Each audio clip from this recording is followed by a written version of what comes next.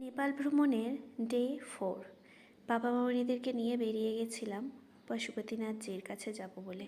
হর হর মহাদেব। নমস্কার, আমি Chandrima. I hope ভিডিওটা ভালো লাগবে।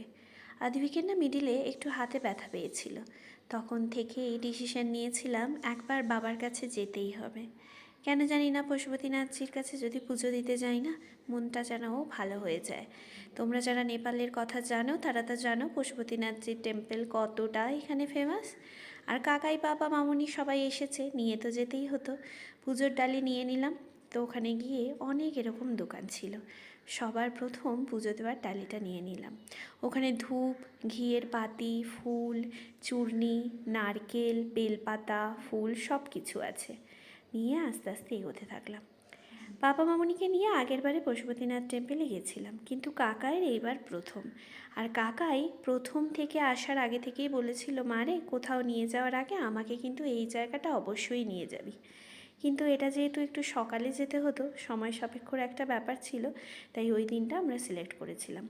পশুপতিনাথজির বাইরে এই যে এন্ট্রি পয়েন্টটা দেখলে আমরা মাথাটা ঠুকে ঢুকলাম, ওখানটায় লাস্ট ভিডিও করা বা ফটো করা অ্যালাও আছে, যা আমি তোমাদের সাথে একটু শেয়ার করে দিলাম।